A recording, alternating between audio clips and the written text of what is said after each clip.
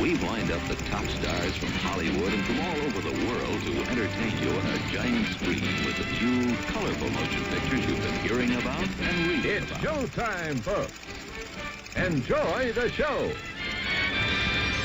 We're delighted to have you with us. They're driving theater. You'll find something to please you to add to your evening's enjoyment. Is pleased to bring you our feature presentation.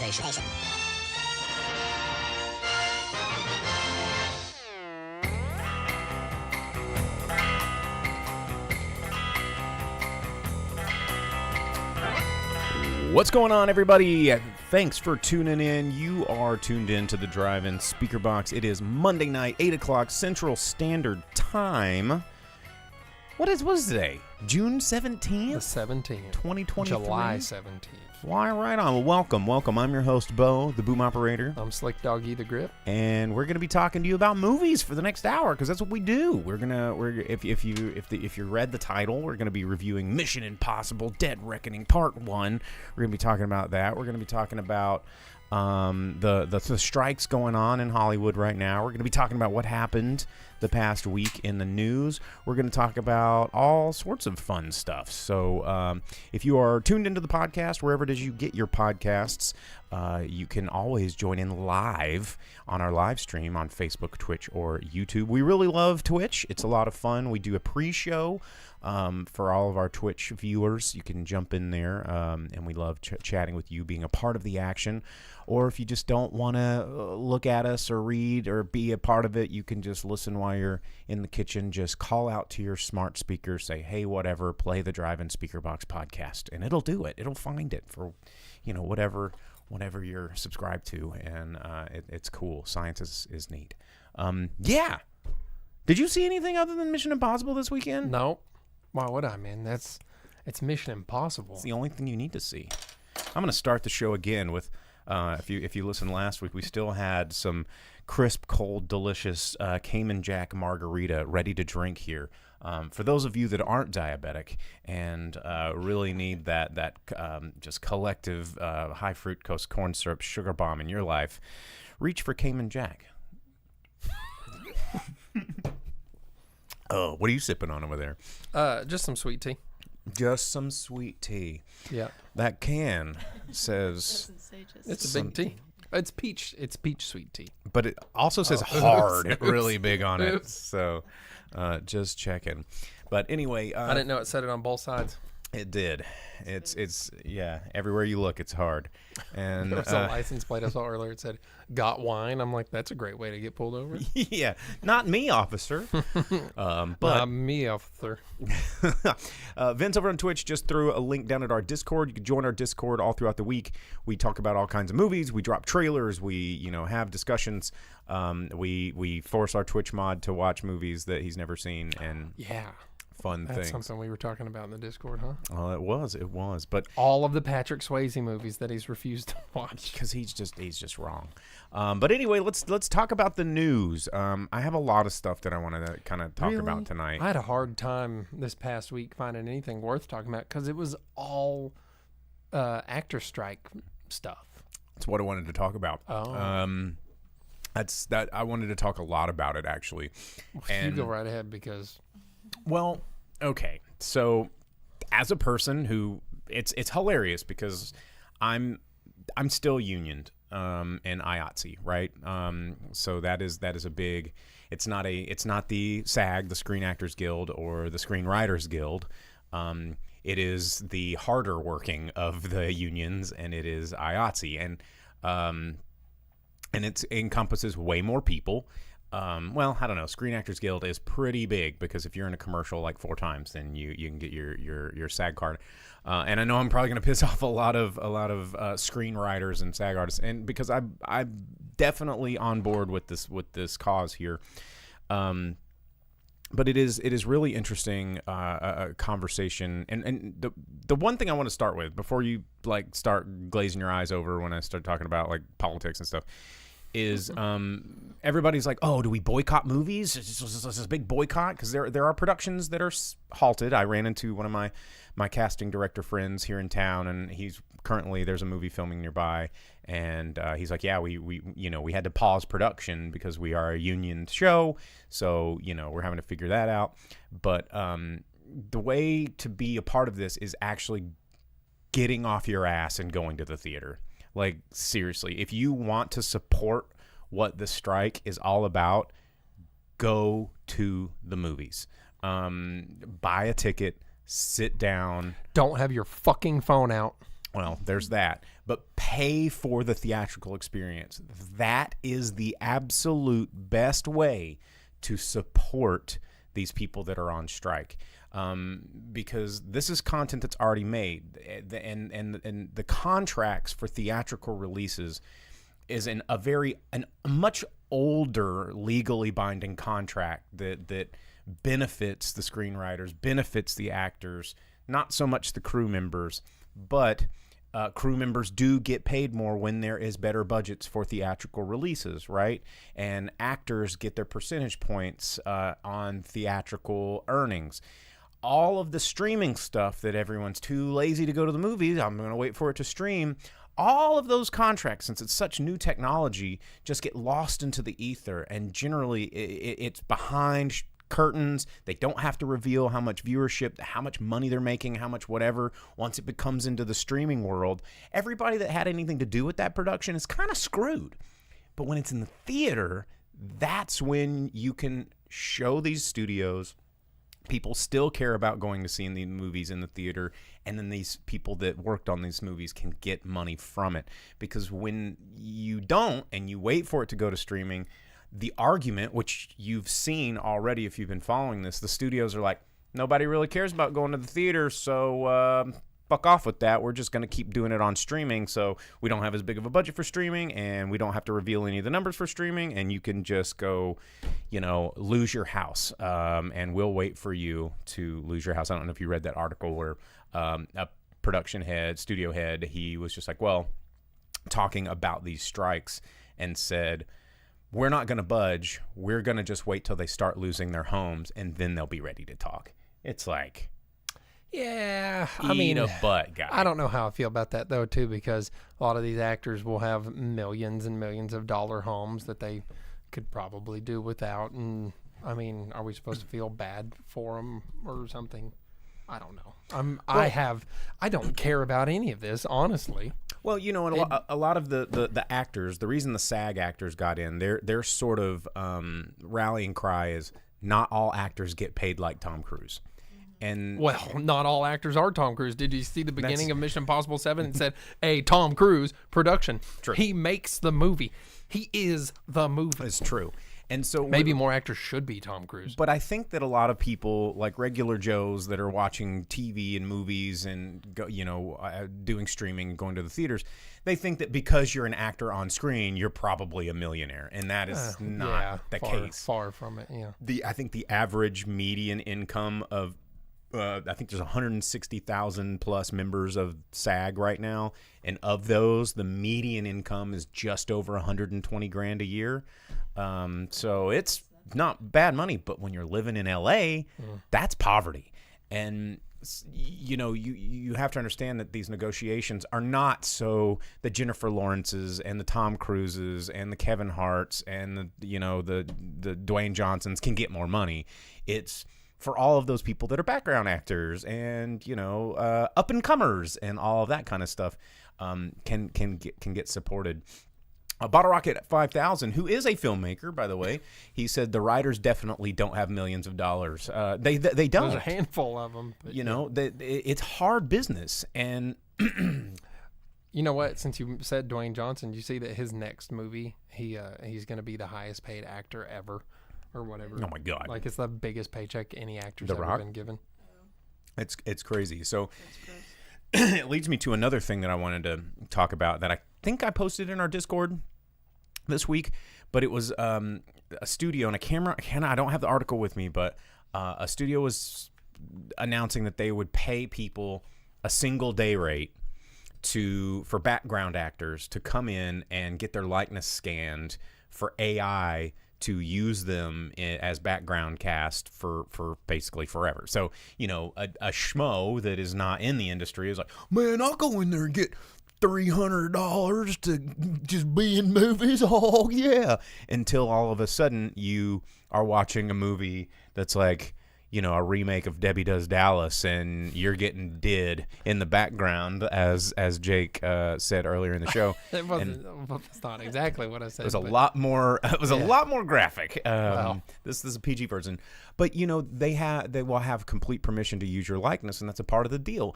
And that's dangerous for two things. Then all your buddies will see you naked in the background, Whoa. getting did on. Getting did on. But it's dangerous for a couple of reasons. Number one, it's dangerous because you don't have, like, a background actor would not have a career basically after that, and people make a living doing that.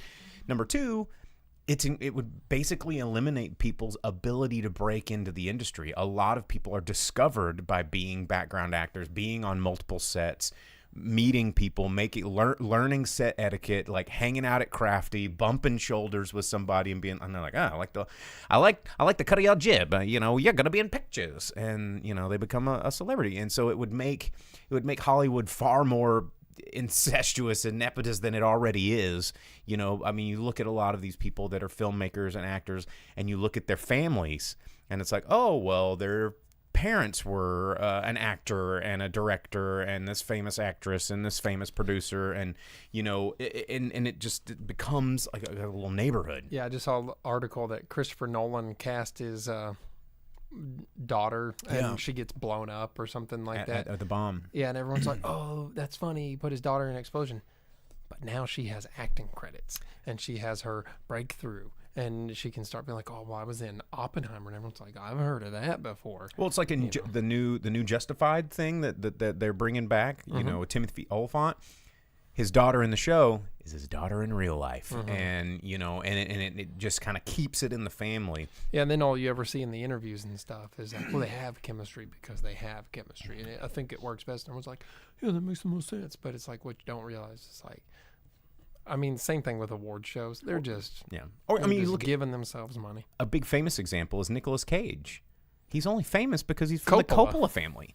Which is why he changed his name, though. Because he wanted to be separated. Yeah, he didn't want to work off of that name, which is why he was a fry cook in Fast Times at Ridgemont High. Yeah. Well, let's see. Dina says we're already dealing with this in publishing because protected works are being scraped for AI generators. It's a huge problem.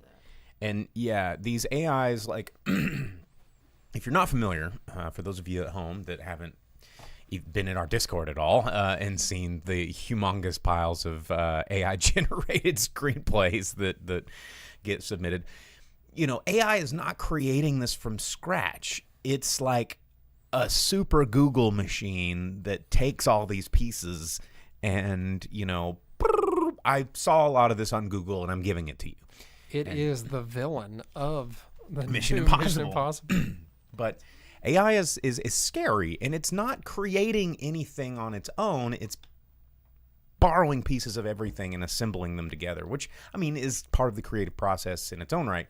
But there's no plagiarism laws to protect against AI. So, because it's not a real person. Vendrassi878 on YouTube says, y'all have a Discord? ? Yes, we do. Since you're watching on YouTube, it might be on our channel description, but pretty sure if you're on Twitch or can check out the chat, Vince, our Twitch mod, will throw that link up there. So there you go. Yeah. You know what? Before we get too far away from this strike stuff, you see that one production has been given a waiver to continue filming. The Chosen. Of all movies. Yeah. TV. Well, it's like a miniseries, right? TV show. It's in its 4th season of a miniseries. But they were given a waiver to continue from SAG, where they can continue filming. It started reshooting again today, and that's because they're not affiliated with the Alliance of Motion Pictures and Television Producers because it's completely crowdfunded.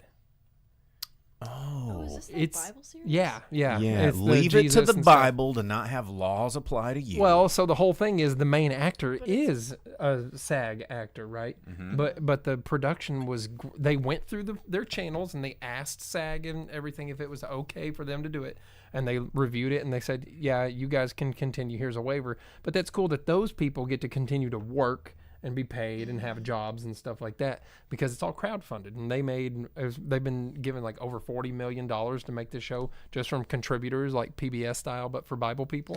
Yep. we tithed Actually a for good it. show.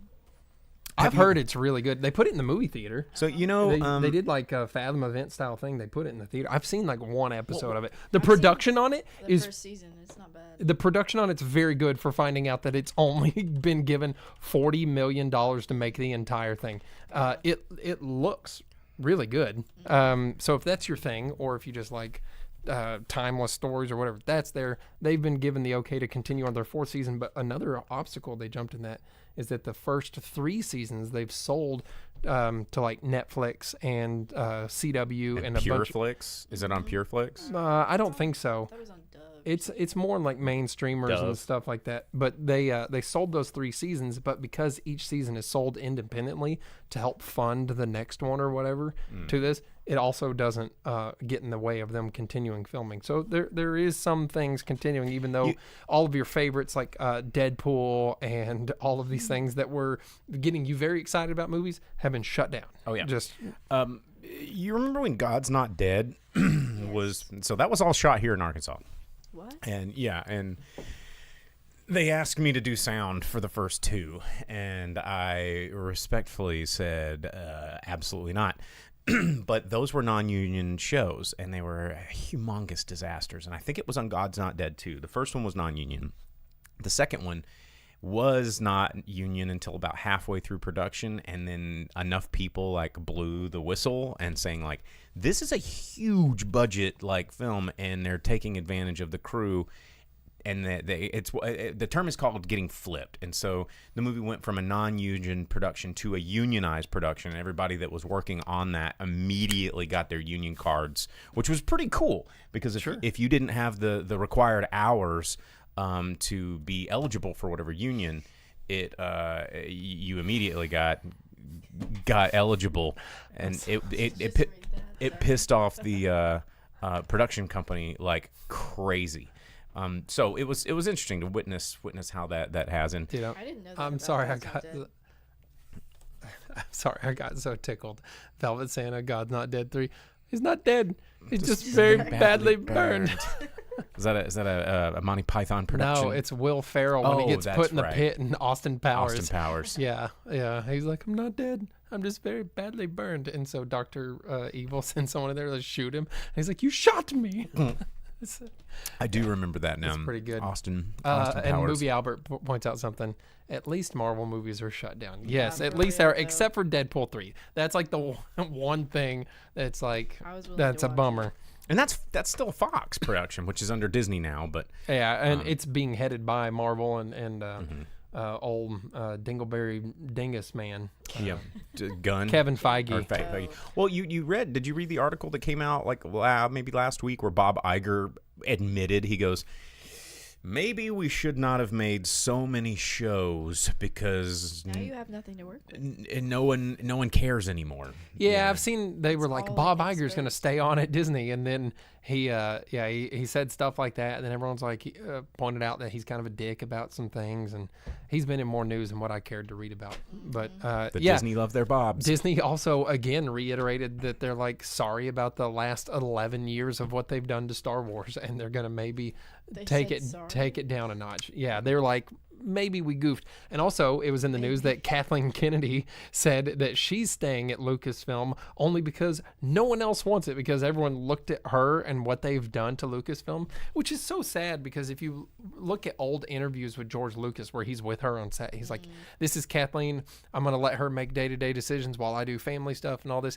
I really like that I have Star Wars in the hands of someone that cares about it and I can trust. that didn't age well. No. But so yeah, and she's like, well, I guess I'm staying because no one else wants the job. There's probably like a million nerds out there. They're like, just let me do it. Just let me do it. I'll do it for free. I've waited my whole life for this. Yeah. But you know what? The crazy thing about this actor strike too is that at the Oppenheimer premiere, all of the stars like got up and walked out of that. And then Sholo Maraduena or whatever his name is for Blue Beetle, he just quit promoting it, and he's like, I'm gonna quit promoting it for solidarity or whatever. It's like, bro, you've already said dumbass things that have upset everyone about your movie, and DC's the not main doing guy? so hot. Yeah, the dude from Damn, Cobra really? Kai. So now he's refusing to promote it, and it's like, bro, you're fucking up at every turn. No one's gonna watch your dumbass movie because you say stupid things, and then you get caught up and you have dumb excuses, and then now you're like, I'm not even Trying gonna to promote backtrack. this movie. Yeah, and he tries to backtrack too much. It's like, bro, you're messing up. When you were just a kid in Cobra Kai, you were doing great. Everybody you were killing loved it. you. Yeah. Up and comer, everyone's like, this kid is something. And then now you're in Blue Beetle, and you're just a butthole man. And you're messing pull it an up, Ezra dude. Miller, like, you know. Yeah. Be careful. Be careful. Also, have you seen the new Blue Beetle trailer that came out? I haven't seen the newest one. No. It looks extra dumb. What? No. So It dumb. looks so good. No, it doesn't. It looks Okay, but stupid. The costume, sorry, the suit looks really good. It's CGI. Well, I mean, It of looks course good. It CGI looks looks good. great. They made it in a computer to look good. I hope it's not terrible. But Well, it's gonna be. I feel. And did you like it will see be. his rant not long ago, or his defense of George Lopez saying that Batman was a fascist in the trailer that upset yes. every comic book fan that there's God. ever been? And he was like, well, I think it's an acceptable point of view and all this stuff. And everyone's like, bruh, it's Batman. Not like And he probably didn't write that line yeah, either. but at the same time, why is he the one saying something? Yeah. That's what I'm saying. He keeps screwing up. He's like the biggest name in the movie, arguably. George Lopez is the biggest name in the movie. Didn't he say it? He Yeah. said the line. Yeah, yeah. That's Yeah, what yeah, I'm he saying. says it. They Yeah, made him say yeah, it. but George Lopez is a comedian. But why is Sholo coming out and Coming being out and saying, like, defending and yeah, he's messing up by putting himself out in the front. So Well, Hey. well, do you have some more news? just a little bit. Okay. You know how Indiana Jones made none of the money? It just passed 300 million, which made its budget for the Yeah, filming it's back, which not- was 295. not doing great. But it still has tens of millions of dollars to go until they recover their advertising budget. for what it needed to make. No, it is not. So doing their very filming budget has been met, but their true budget is far from it. well. And I feel like this is going to be one of those movies that absolutely goes crazy once it's on streaming. Which, you know, going back to what we've said, because everyone will watch it when it hits streaming, and it goes back to what we were saying at the very beginning of the show. It's like, you know, these people are waiting to not go to the theater and support these movies, and I thought it was pretty decent. And then we're not going to get movies like it because you're going to wait to see it on streaming, and then it's just going to turn into a TV show and it's going to suck. Because everybody just waited to see it on streaming. But that ties into something that I want to talk about this weekend's releases, because I'm really disappointed in everybody. But we'll cover that after we finish the news block. Yeah, last bit of news, talking about DC. Max has hidden the Snyder Cut trailer from YouTube, and everyone thought that was them going to remove Snyder Cut from Max, because in other countries they have removed DC movies from Max service. And everyone's like, where are the movies that we're trying to watch? But according to them, it is over a copyright dispute on music used in the trailer. So it's just hidden. It's not deleted, but that's their story right now. And then Mission Impossible, Haley Atwell, who is also the one that's talking the most about this movie for some reason. Did that car chase stunt with Tom Cruise. Yeah. She showed that she was the worst driver on the planet. She has said that the next movie, Part 8, will be completely influenced by feedback that they get about this movie. Jeremy Renner. Let's bring back Jeremy Renner. Please. Let's bring back Brant. Why are you so big on him, bro? Because he fit in the team. They was- need a new director, and he was playing in the politics side underneath the old director. Simon Pegg's been in more of them than No, anybody. Peg is a field agent. Peg I is don't not want. a director. Yeah, I want Peg to continue to be Peg. We needed Well, Brant. Brant was a failed field agent in his first appearance, Yeah, but he and was then he was literally like a sitting sub in the- director in the next. Yes, Exactly. They have no director. Well, then they murked out Alec Baldwin, and he Right. could have. Yeah, I Alec wanted Baldwin. He could have Brant been to the move up. chairman. That's what or, I wanted. the secretary. The secretary. Yes. Yeah. I want Brant to be the secretary because he can kick some butt when he needs to. They but he didn't also show knows a how to- But he secretary. also They didn't. understands Tom, like his character. Well, because he was an agent. Yeah, he's right? a part of Exactly. the team. You can trust him. They didn't show an IMF secretary in this They one. did not. No. And I'm Yeah, they hoping should. like in part 2, He just they're like- bust out, and they he's go, like the secretary. bum, bum, bow, now, bow, bow, and it's like Jeremy Renner, and they're like, yeah, there he was. Like that's gonna be badass. Anyhow, I'm kind of excited to hear that they're going to listen to viewer feedback. The only thing is, before we get into the review, that might not bode well for Haley Atwell. So Yeah, I agree. Yeah. They got rid of the best female. we character. can't get into the review. Yeah, we part can't. of We it can't yet. spoil that one. Not Oh, yet. no, I'm just saying. Not yet. Hold on. The best female in any of Mission Impossible was Agent Carter. Agent Carter was cool. Agent Carter was Wait, badass. who's Agent cool. Carter again? She was the one from the fourth one. Yeah, Rogue Nation. Yes. Mm-hmm. She was the one whose partner got killed with the files by the assassin lady, Yeah, and she then she kicked kicked her out of that that dude out of the window. window. No, she kicked the assassin Oh, lady. the lady out of the yeah, window. she just like was on the ground and like kicked The her in Dubai the face. scene. Because they busted the window out for Tom Cruise to gecko up the. And they got mad at her up for the, killing. Wiz Khalifa. Oh. Yeah. Yeah. Okay. Yeah. Anyway, Wait. go ahead. Never mind. Okay. Nope. Movie Albert asks if we've seen the trailer for The Last Voyage of the Demeter. I didn't. Yes. Many times. I am both looking forward to this movie and very scared of what this movie might end up as. If it is, I think it's a Universal production, I want to say, which could open up pathways to this sort of new dark universe that they want to do. I know they've been trying to start the dark universe. They're even building the Universal Monsters area of Universal Studios, which is supposed to open up in 2025 or 26. I'm excited about it, but the thing that I am scared of is we all know how the Voyage of the Demeter goes. If you are familiar with any Dracula lore, everyone dies. And Yeah, how are they going to kill Dracula on the sea? They're not going to do that. if they do, I'm going to hate this movie with every fiber of my being because everyone is supposed to die, and I know that they've got some very... Except the dog. Don't kill the dog. That's what I was thinking. It's gonna die. All of it has to Probably die. dies first, to be honest. Not the dog. Even the rats die on the Demeter. Yeah, like but the that's- dog's going to be okay. That's the thing, is because when the Demeter like coasts into port, the people are like, every creature on this thing is dead and drained of blood. Except for the dog that hopped off. He's fine. He's dog that like paddle. He's paddling. cool. But anyway, Hold on. I have a question. Vendrasi said that the Mission Impossible theme has a Morse code in the it in the really? song. I've never heard about this. How have I never heard about this? it it says dash Dash, dot dot, and if a dot is I guess let's see, I don't know, has a secret Morse code meaning revealed the let's find out. Says it's an amazing For so fact long, how have they not? that it has two dashes and dots which Spells out translate MI. to MI. That's Dot, cool. Dot, dee, dee, dot, dot, dee, dee. Okay, MI. That is kind of neat. I had That's no pretty idea. rad. Cool. I don't know. Wow, secrets from the 60s. That's pretty badass. What else?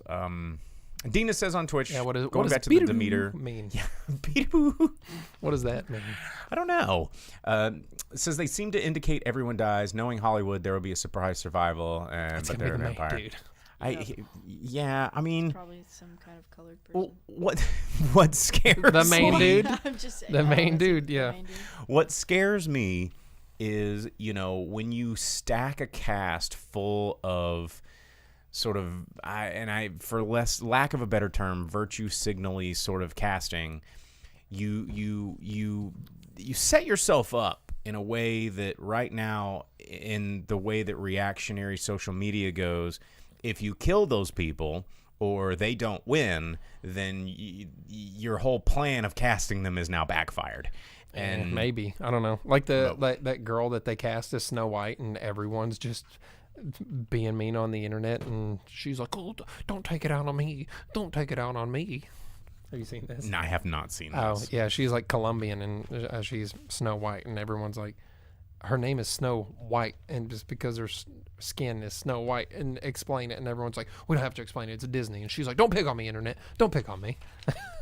But just the post of like, leave me alone, internet, is kind of funny. Well, that brings me... Because she should have seen it coming.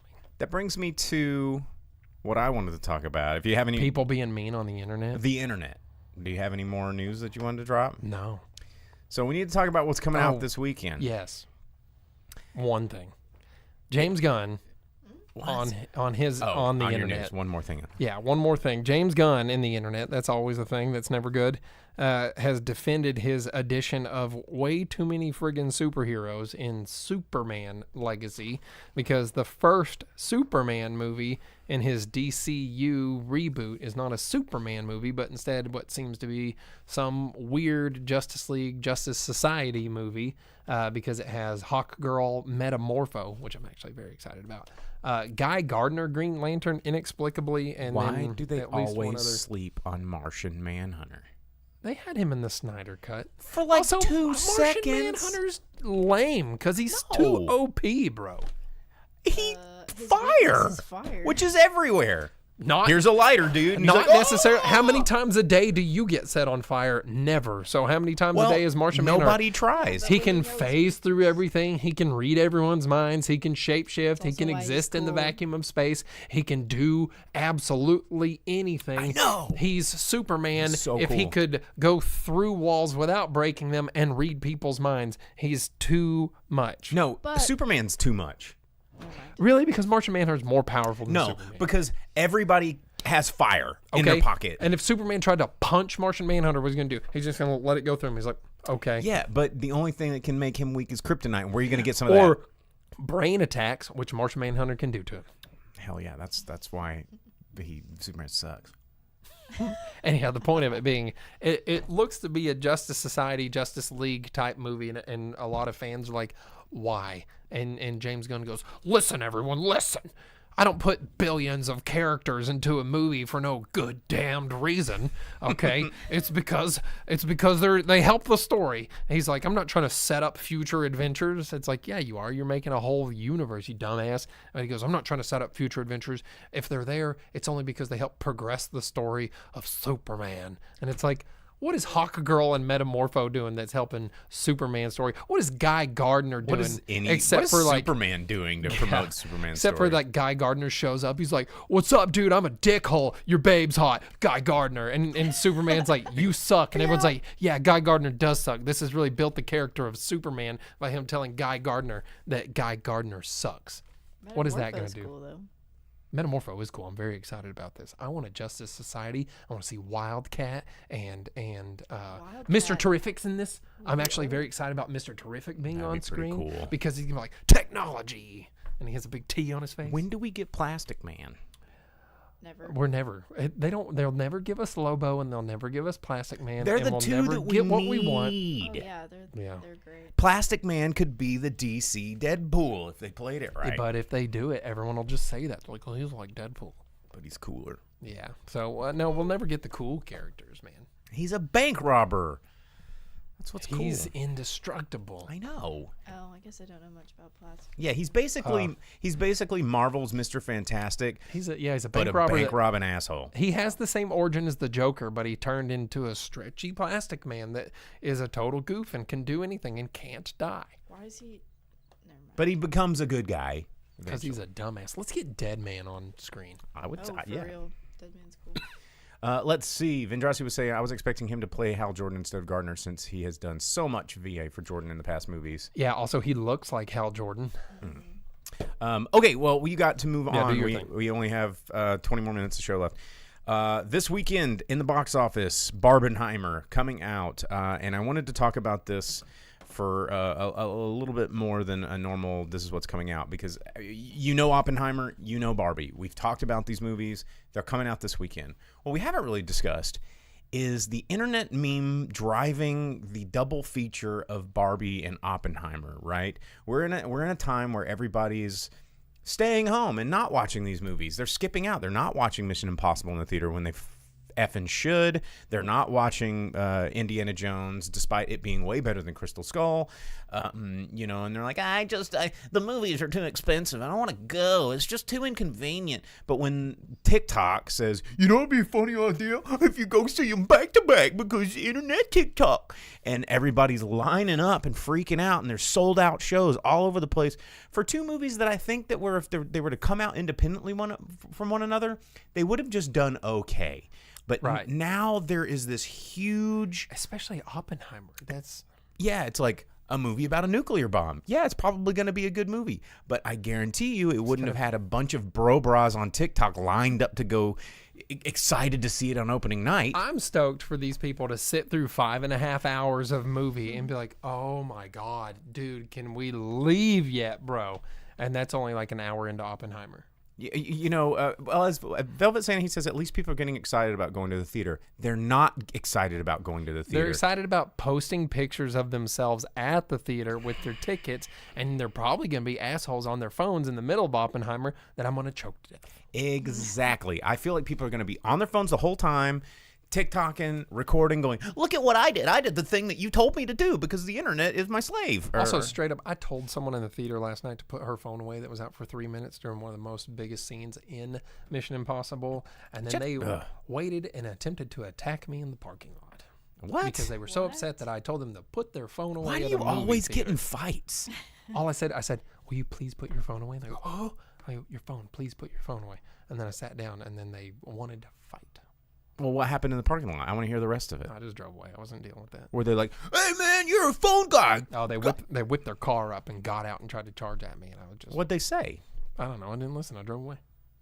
I'm not getting in maybe fights they were in the movie theater parking maybe lot. they were just trying to come apologize. Be like, hey, man, we're sorry for having our phone out. No. Anyhow. Yeah. Anyway, well, so... Don't have your phone out. I'll kill you. But that's my problem. Is I think that everybody's getting excited about these movies for the wrong reasons. They're not excited about seeing these movies because they're independently excited about both Barbie and Oppenheimer. They're excited about being a part of some internet phenomenon that's stupid. And just like Bottle Rocket 5000 said, it's Minions all over again. And I was going to talk about that too, like the whole gentle Minions, where you dress up as a Minion or in a suit, and you go and you just be a total butthole through the whole movie because you didn't go. You're not there to see the movie. You're there to be with your friends and record yourself being there because everybody else is doing the same thing. And it's disrespectful to the movie. It's disrespectful to everybody that's going to see the movie, that wants to see the movie. And it, you know, Mobius was the same thing. It's Morbin time. It got so popular on the internet they re-released it for a couple of weekends because they thought you idiots were going to go and see it. All these TikTok morons were talking about it so much, they re-released it, and then guess what? Didn't make any money. Dude, as bad as like Flash is, not Morbius. I'm thinking Morbius. Morbius? Yeah, that looked good. You're talking about a whole different thing. Oh, yeah. Dina said that there are a lot of ladies that were pretty excited about Barbie. Yes, there was a lot of people excited about Barbie.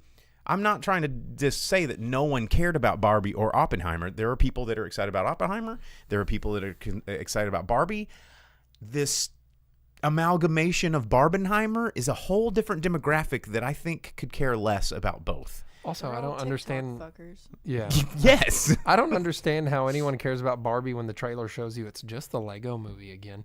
Will Ferrell and everything. Well, because half the people that want to see it haven't seen the second trailer. Oh. I've talked to multiple people.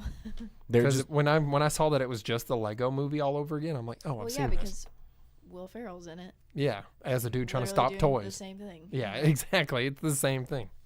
Well, Movie Albert says there was a yappy kid when he saw Indiana Jones and told his mom to shut her kid up last Friday. Good. That's how, you know. Well, no one goes to the theaters, so they don't have theater etiquette anymore. Yeah, there's no one that works at the theater. There's no enforcement. They're like, oh, I don't know what to do, sir. I barely even know why I'm here. You call up to the theater and you're like, hey, do you still have Optimus Prime? Is it on sale yet? I really want to come get it. And they go, yeah, we got plenty of them, but it's not on sale. You can screw yourself. I'm like, damn. And then I go to the theater and like, yeah, it sold out like a week and a half ago. Where were you? Calling you. But anyway, the internet, like the final thought on this is I don't really like how the memeable internet is really truly affecting how we consume movies, because when we show studios that we care more about this meme aspect of these movies and not these movies themselves, we are going to get less good movies. I mean, this year we are very blessed to have movies like Barbie and Oppenheimer coming out. We had the Indiana Jones. We have Mission Impossible. We're going to have Dune. We're going to have, we've got that Scorsese movies on the way. There's a lot of crazy cool movies that are coming out in the next 12 months that I'm very excited about. But we need to go support them with our dollar and not be disruptive in the theater and not go just because it's fucking TikTok told you to. So anyway, Also, Oppenheimer, dude, if you're on your phone or making any kind of noise, it's going to be a movie with like no noise in it. You're going to stand out.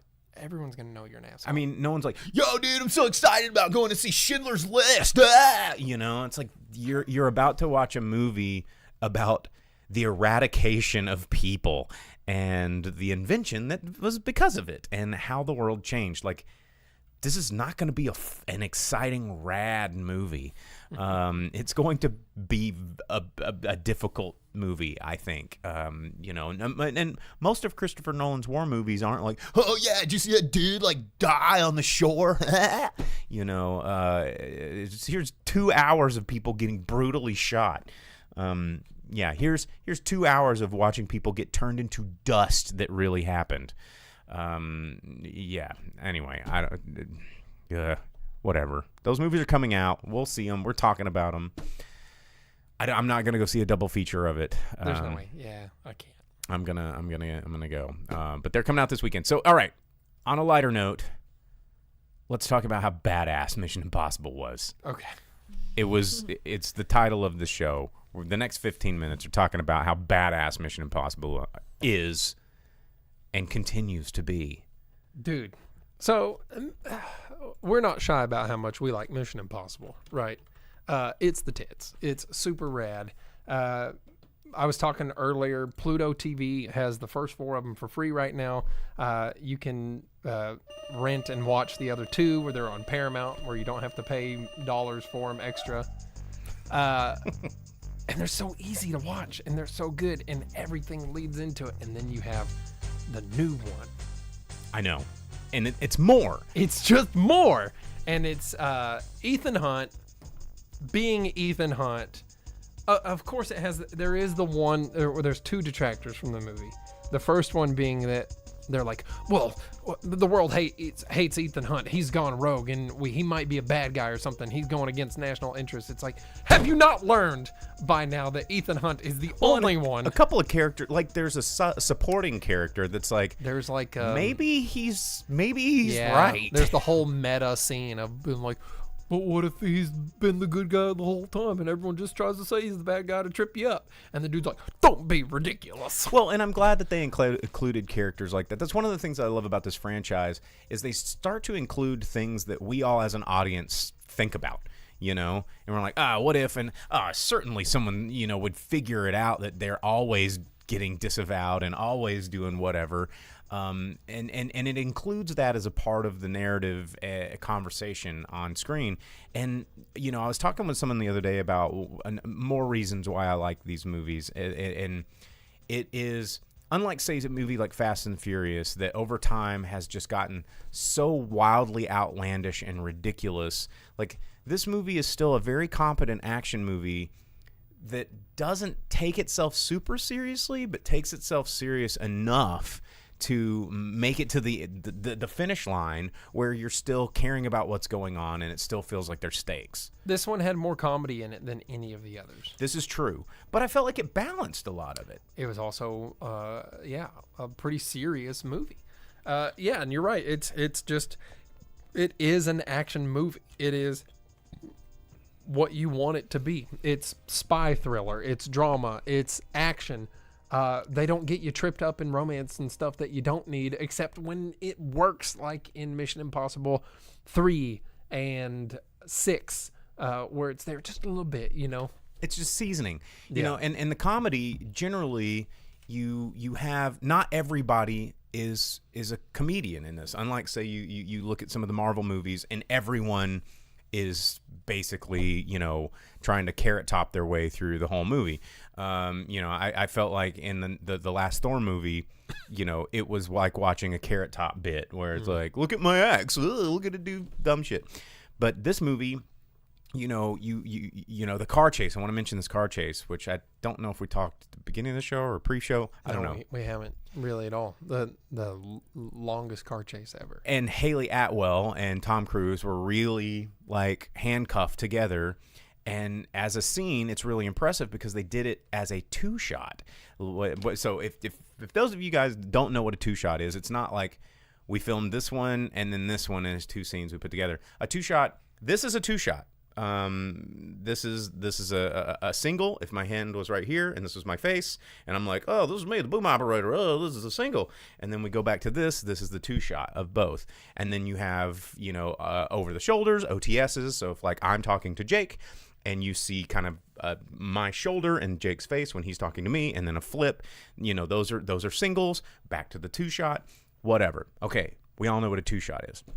They filmed this whole action sequence as a 2-shot, and that means throughout all that physical comedy of being handcuffed together, literally driving that tiny car, which they have upgraded to make it go 80 miles an hour, which I read in an article. They're like, yes, it was on Roman cobblestone roads we souped it up. It was like electric, right? To go 80 miles an hour for real, and it was kind of hard to control. The idea of a Fiat 500, a classic Fiat 500 going 80 is well, and they were insane. like, and Haley Atwell said in an interview, she's like, and then the director, they were like, thankfully, Tom Cruise is so accustomed to doing car chases and motorcycle stunts and motor vehicle stunts that he was very much in control, despite having his hand like handcuffed the whole time. But Haley Atwell, like, props for being a part of that and going with that stunt. Like, that's the stuff like that makes these movies so incredible.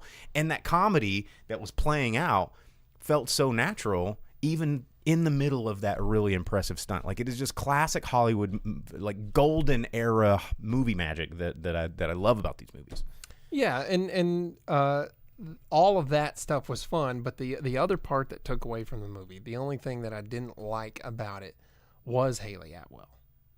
Because her character sucks. Her character so was much. very much like the character from Indiana Jones 5. And she is the biggest. She's exactly the character from Indiana Jones 5. It's like, I know you're constantly helping me, but peace out every single time. Yeah, she's just a sack of shit that's there to drag the movie down. And it made it difficult. And she's the biggest antagonist in the entire thing. So the plot of the movie in general is just that there is an AI that has gone rogue. It's deciding to take over the world. It's HAL 9000. They're going. It's Chat GPT. Yeah, they're going up against HAL, and HAL has gathered some evil people to do its bidding, and that's what they're trying to stop. But the biggest obstacle in the entire movie is Grace.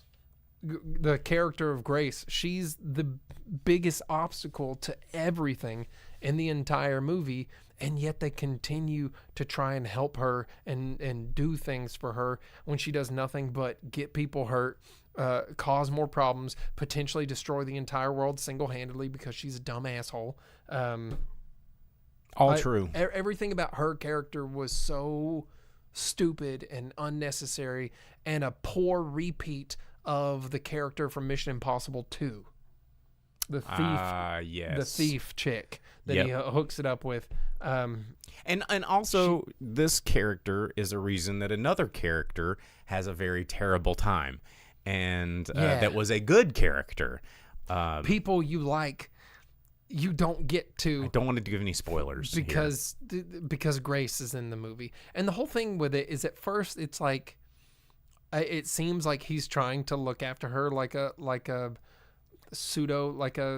false father-daughter relationship, like teaching her how to drive and stuff like that, because she's so incompetent that she can't let off a gas pedal for 2 seconds. Even though she's an international super thief. Yeah. So I hate everything about her character and the way that her character was written and done. Everything else in this movie is so good. It is really good. Tom Cruise is killer. Simon Pegg is a lot of fun. Ving Rhames is Ving always Rhames, cool. Yeah, he's so rad. Luther is one of the coolest characters in the whole deal because he's just posted up.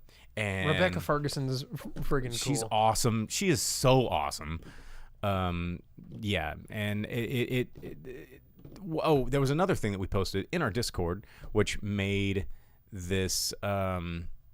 Well, okay, Night Owl, she said, why she got to be a girl and they make her incompetent. She's not incompetent. Well, I mean, she's not incompetent. She just constantly makes bad decisions. Everyone's like, the entire world is like, here's the right choice. And she goes, what if I fuck this up, though? And then she does. Well, because she always makes the wrong choice for the stakes to get messed up. Like once she clearly realizes that Ethan Hunt is the good guy in this scenario, which should have happened immediately, but continues to just not and try and kill him and try and ruin everything, and she just fails to realize the stakes, even though everyone is consistently like, hey, the entire world is in the balance here. Everyone on planet Earth could die. Skynet exists. It's happening. Terminators. And she's like, yeah, but what if I make sure that Terminators win? And everyone's like, are you stupid? I just don't like that. Yeah, how much of the movie focuses on her when she's kind of the bumbling oaf? If you're talking about there's not enough Ethan Hunt in this. There is way too much. If you're talking about badass female characters in this movie, Rebecca Ferguson absolutely destroys always. She's great in every single one of these movies. Vanessa Kirby, I liked her in the last one. I like her in this one. She's awesome.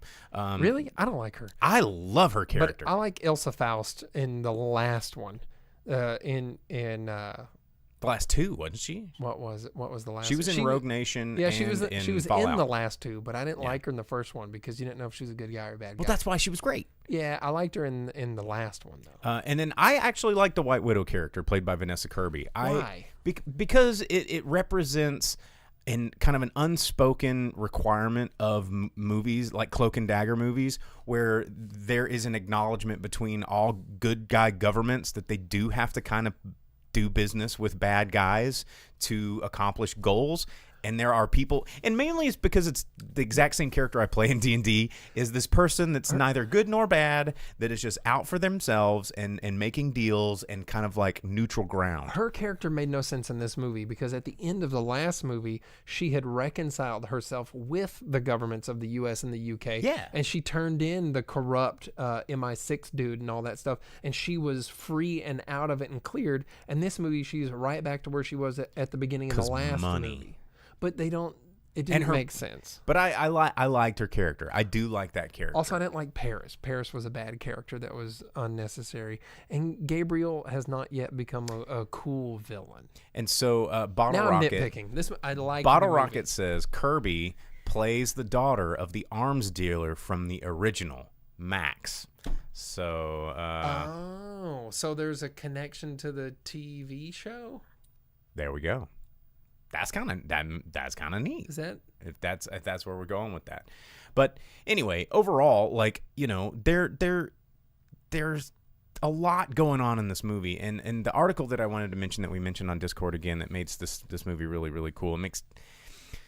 I know it's hard to praise Tom Cruise because Tom Cruise is so he's really cool, so weird, but he's just, man, he makes good movies. But he pushed back against studios about leaving a cliffhanger ending. He said, "No, I'm executive producer, and we're not going to have a cliffhanger ending. We need to give people kind of a cushiony come down here, some sort of closure at the end of this movie, leading into the next one, because that's how good movies and sequels are made." And it did a good job. Though, yeah, and even though it clearly is leading into another movie, they did an Empire Strikes Back. They're like, here's everything wrapped up enough to where you can wait for the next one. You're not left hanging. Everything is wrapped up, but at the same time, you know it has to continue on, and that part was done really well, and I really liked that part. A lot of studios have forgotten the subtle art of the sequel. Like if you movies like Back to the Future, movies like Mission Impossible, you leave things open to make a sequel, but you give the audience closure from the climax you have built up in the past 2 hours of this film, right? And then you create new climax. You don't and, fast 10 this shit. Yeah. You don't end it in the middle of an action sequence. Or Spider-Man verse whatever verse we're in, where it's just like you're literally in the middle of a fight sequence, and it goes, roll credits. You got to wait 2 years, and you're like, excuse me? Okay, I'm not even going to acknowledge some of these comments here. Super Mario Brothers movie. This movie did what just good old-fashioned action movies do. It is Mission Impossible, and it didn't stray from that. It kept it going. You get to have the Mission Impossible feel and action and that motorcycle stunt. Holy crap, that was cool. Dude, the stunts are so good, and knowing that Tom Cruise is still doing this stuff is so cool. And when they do it, it's Tom in there, and you get to see the actor. It's Ethan Hunt. And one other praise for this movie is that they had an opportunity to do the de-aging thing with him, because it goes into Ethan Hunt's past. You start to get a little bit of an origin in the 7th movie, but they don't do it. They did a classic movie thing where you just see him from behind. You don't see his face, but the story's there, and it's not ruined with unnecessary CGI. Yep. And that don't was, always have to do that. That was nice. One of the other things, before we get off topic of Mission Impossible and go into the box office, that I do appreciate about these movies is, and especially this one as well, unlike a lot of action movies, and you look at movies like, we'll use Fast and Furious because it's a big, huge, mega budget action franchise.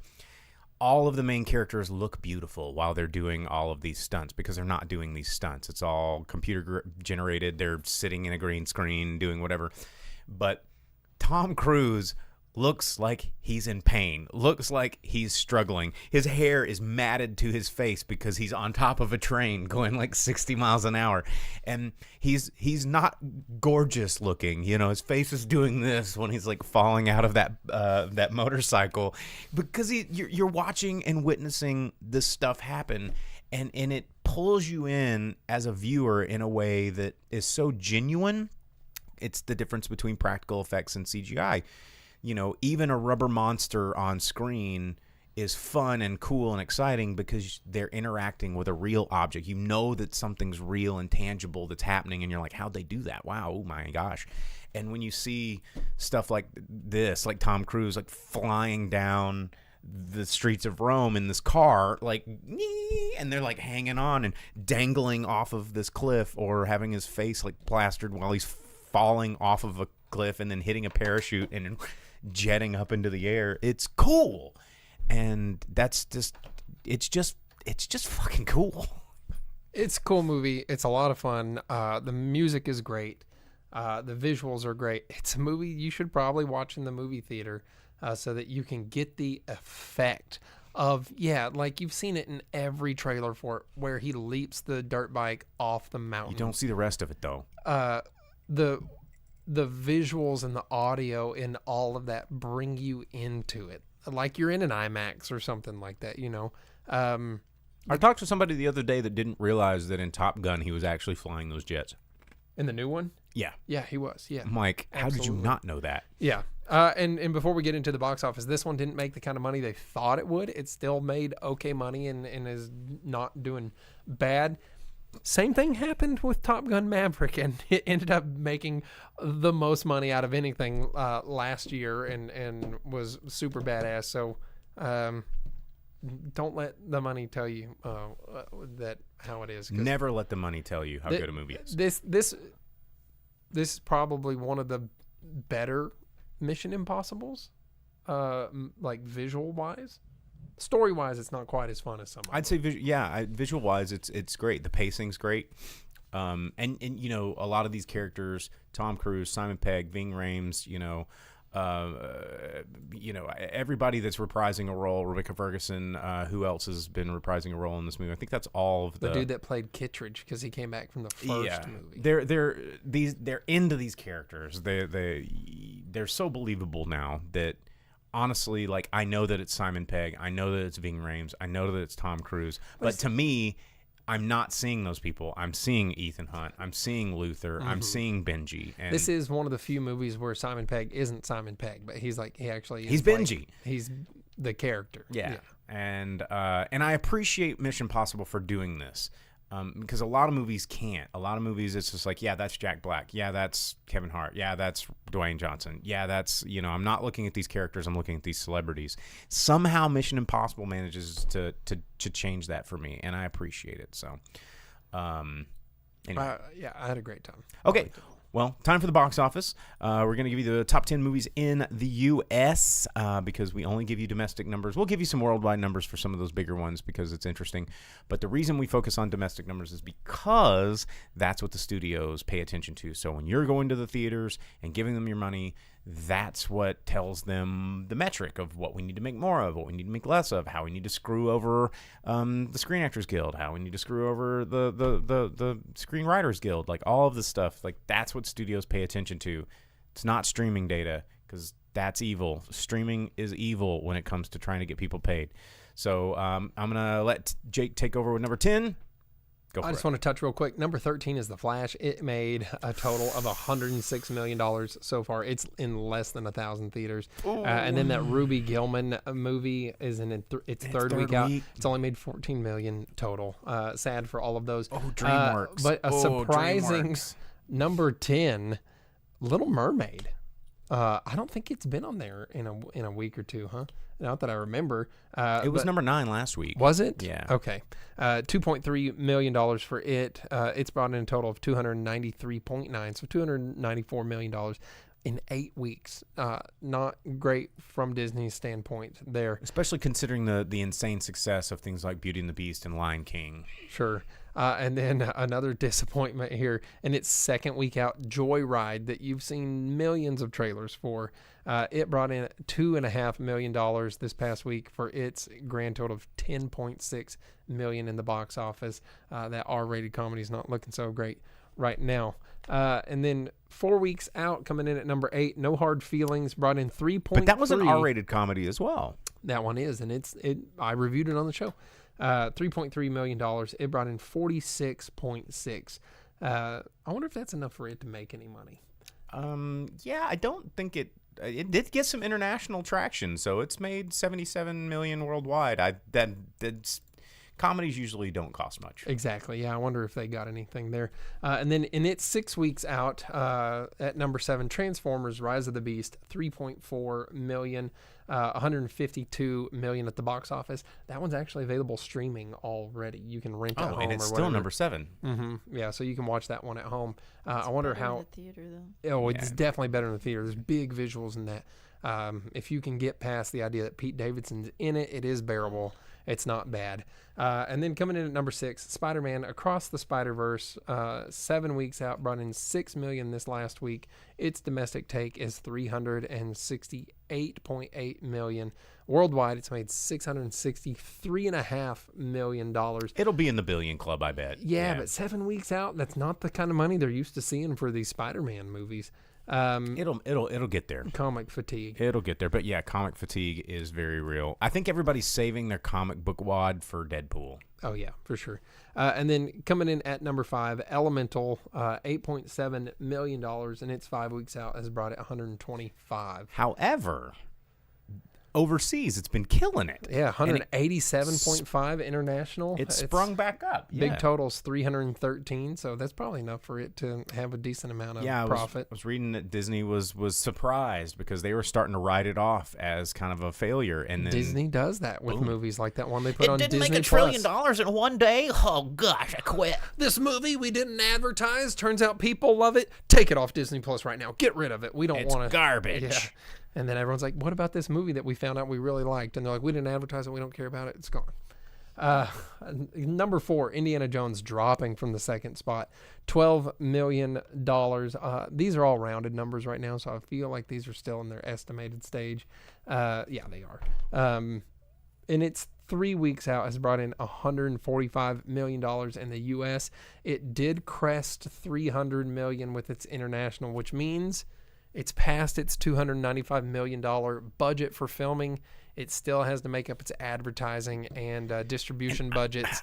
Again, like I said earlier in the show, I think this is going to blow up on streaming, but I feel like it's going to just dramatically drop off over the next couple of weeks because you've got Oppenheimer, you've got Barbie, and then the following weeks you've got what is coming out? There's another movie that's coming out. Well, while you're looking that up, talking about movies that are streaming at home, a lot of people have been watching Flash apparently just so they can see Nicolas Cage, Superman. Oh, of course. In it. And apparently they tweaked the graphics just a touch to put it in a better HD for the home release. So people are watching Flash just to see Nick Cage. But yeah, in the next 2 weeks, we've got Haunted Mansion and Teenage Mutant Ninja Turtles coming out. So, okay. And then above Indiana Jones in the top 3 spots, we got Insidious dropping from its number 1 spot. $13 million. It has brought in 58 in its 2 weeks. Probably pretty good for a horror movie. And then climbing from number 3 to number 2 with Jim Caviezel, since we talked about Jesus movies earlier. Speaking of Jesus. Yeah, talking about Jesus. Jesus himself, Jim Caviezel. Sound of Freedom, $27 million, 85.5 in 2 weeks. That movie is doing way better than what I thought it would. You know, It's I thought it would do pretty 85 million in 2 weeks. I thought it would do pretty good. It was Really? also- For a movie that it had, was like, free on YouTube for like a week oh really? before it came out in theater. Oh, so God, people were able to talk about it. These Yeah, because it Bibles. had like no advertisements. That was their ad budget, was just putting it on YouTube. Yeah, I'm pretty sure. Well, That's wild. there you go. There's also a. Sorry, are you done? No, yeah. I was just trying to say there's a fan film of Spider-Man coming out on August 10th. Oh yeah, is My it friend is Spider-Man. on YouTube? Uh-huh. What's it called? Free. Spider-Man Lotus. Spider-Man Lotus coming out on YouTube. What Spider-Man? I am not sure. Is it Peter Parker? Is it Ben Reilly? I think it's Peter Parker. Okay.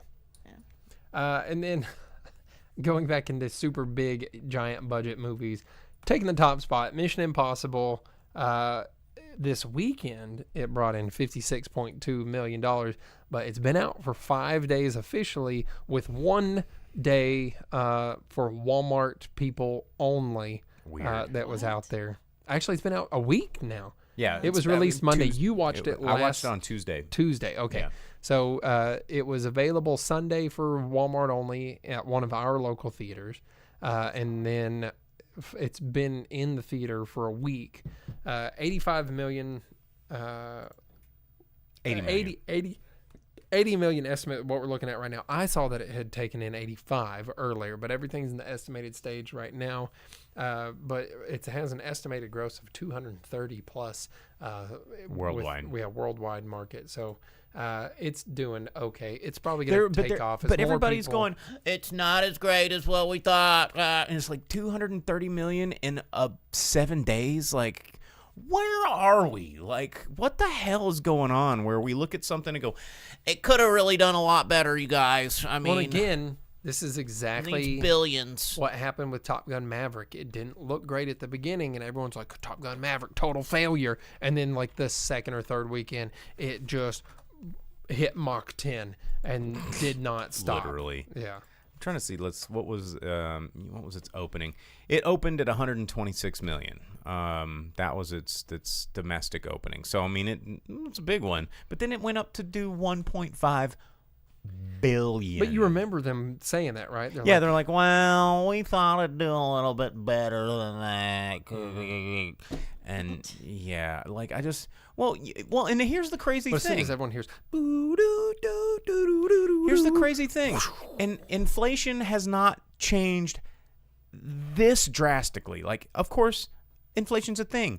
The original Top Gun opening weekend, $8 million. 8. That's it. And, worldwide only made 350 million, which was a pretty good run.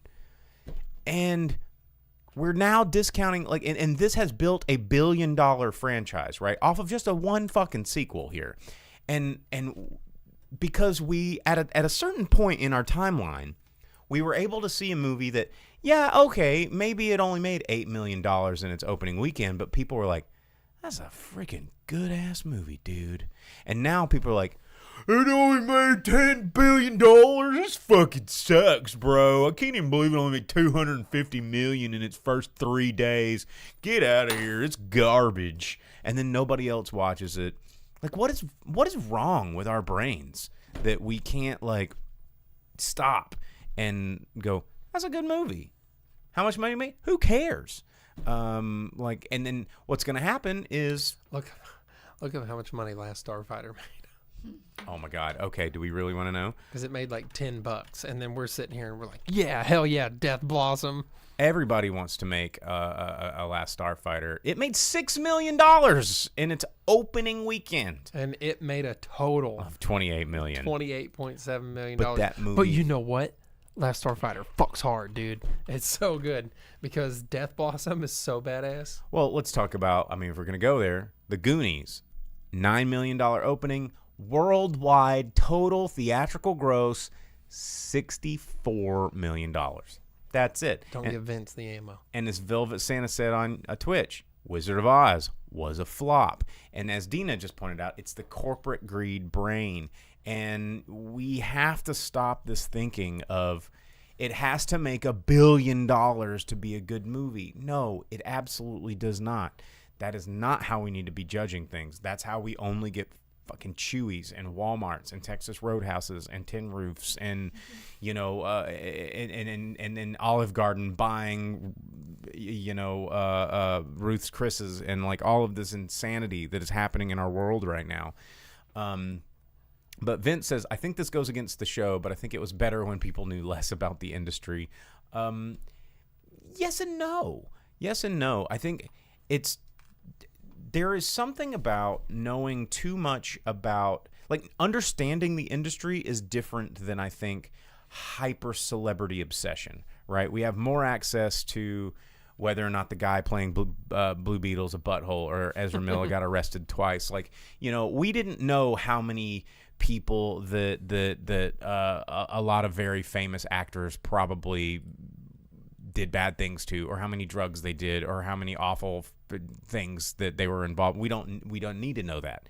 And, you know, that's for the authorities. But now we're also obsessed and hyper-obsessed with all this macro information and micro information that's going on, that it affects the way that we view these movies and how these movies are made. And, you know, and then studios have figured out how to make money off all of this. And the Hollywood machine has always been predatory. Like, from its inception, it's been predatory. That's why those laws in the 1930s were created, to protect us from what's happening right now in streaming, because streaming is a new frontier. But anyway, that's a whole nother show, and we are already 15 minutes over time.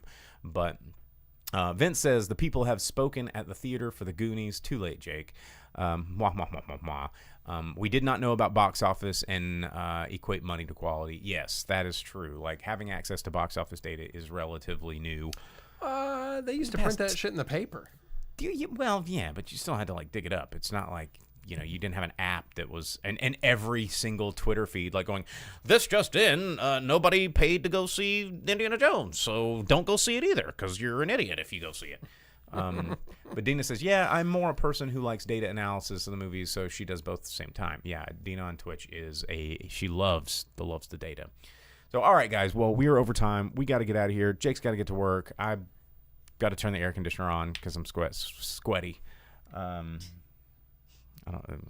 Maybe, what is sweaty? Like, it's your sweat. It's making you, but with a Q. Squeak. Squeak. Vince dropping on Twitch. He's a Twitch mod. He says, catch the pre-show. It's free on Twitch. Continue the conversation on Discord. Like and subscribe. If you hit us up on Twitch, we appreciate the subs. It's the easiest way to directly vote with your dollar. We don't see any money from Facebook or YouTube. We see a little bit of money on Twitch. It's not much, trust me.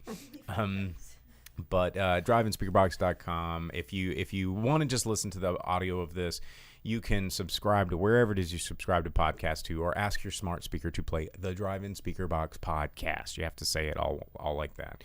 Anyway, as always, I'm the Boom Operator, I'm the Grip. and we will see you guys next week. Or are you going to see Barbie or Oppenheimer? I'm going to find an Indian movie. Oh, yeah? Are you? Okay. I hope Well, we will. Bollywood. What? Oh, that's right. Shit, we're not going to be here next week. What? Jake's going to have a tablet show next week. We're going to be in New Orleans for Tales of the Cocktail. Yeah. You look so confused. There's a lot. Jake was just presented with a lot of information in a new overlay, all at one time. Yeah, we're gonna be in New Orleans for Tales of the Cocktail. It's a cocktail convention that happens every year, and I'm taking most of my team down to New Orleans for the week. And Jake will be here by his lonesome, and he's gonna have to have his tablet out and doing Jake things and talking to you about stuff. And look at how nervous he is about it. He didn't want to do it. I gotta redo my entire apartment again. We gotta go through that whole like you only have the email and stuff. Well, you don't have to. Get ready for me to not talk about either of the movies that you guys want us to, because I don't want to sit through Barbie. I've saw a Lego movie. I don't need it to have pink paint on it. And Oppenheimer would put me to sleep, dog. I'm not gonna lie about it. Matt Damon looks cool. You like movies that are I like about history war stuff. Yeah, I like war stuff and history stuff. I don't like Christopher Nolan's super boring wow movies. I do kind of agree. Like his movies are way too wow. I watched that last war movie that Christopher Nolan made. It was okay. Like 2 hours of people getting shot up. It was like the British dudes on the beach Yeah. and Tom Hardy in a plane. Let me see if I can play that Christopher Nolan sound. The wow. Yeah, Dunkirk. Yeah, I saw here. Dunkirk. Yeah. Yeah. Oh well, I'm not gonna do this. We got to get out of here. Anyhow, I'll find a cool Indian movie to entertain everyone with, because I know how much you like that. Right on. All right, guys. Well, we will see you guys next week. Dog, I don't even watch that many Bollywood movies. What are you talking about? You watch all of them. No, dude, I watch more Tamil movies than anything. Okay. All I right. rarely watch Kannada movies. So we will be back in 2 weeks. Not this Monday, but the next Monday. So maybe I'll do a little live from New Orleans, and we'll. I don't know. I have a smartphone. Everything will be purple and green and gold, and you'll hear bum, bum, bum, bum, and there'll be fleur-de-lis everywhere. It'll be Saints Go Marching and fleur-de-lis. I was about to say, was that the Saints Go Marching in? Yeah, it was starting to be. It'll just be so stereotypically Nolans. You know, speaking of, And you'll say it like that. You'll say, "We hear Nolans." we hear Nolans. And you'll have beignets, and your face will just be covered in. It'll just be beignet sugar. But no, my first experience with When the Saints Go Marching In was actually from an episode of The Real Ghostbusters, when they were in New Orleans, and there was a phantom jazz band that would walk down the streets, and they had to bust them, but they didn't want to bust them because they were kind of like alone. They were just like playing, and they would play When the Saints Go Marching In, and they go down and they're all ghosts, and that's where I first learned that song. How many Interview with the Vampire locations are you going to make everyone go to? I've already been to several, but Oh, this is where Lestat did the thing.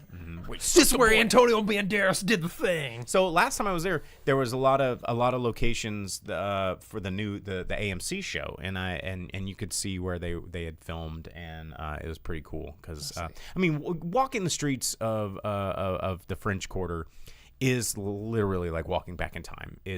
If you've never been, it's weird. It is just surreal because you could like kind of close your eyes and open them and ignore all the shitty tourists and just imagine people in like dumbass wigs and powdered French like makeup and grab a stinky beignet and just going oh. Nolans and just pounding a muffaletta and Doing a what? pounding a muffaletta. We're gonna be welcome to the adult version of the show. We're gonna be pounding muffs on Bourbon Street, Wow. and it's Can I go? all right. Well, we will see you guys next week. Thanks for tuning in. Always like and subscribe. The scene from JF. Yes. You don't know where all this powdered sugar came from, but all right, guys. Well, we're gonna get out of here. Like and subscribe. I'm always the Boom Operator. The Grip. See you next week. As you leave the theater, folks, please be careful. Don't let this happen to your car.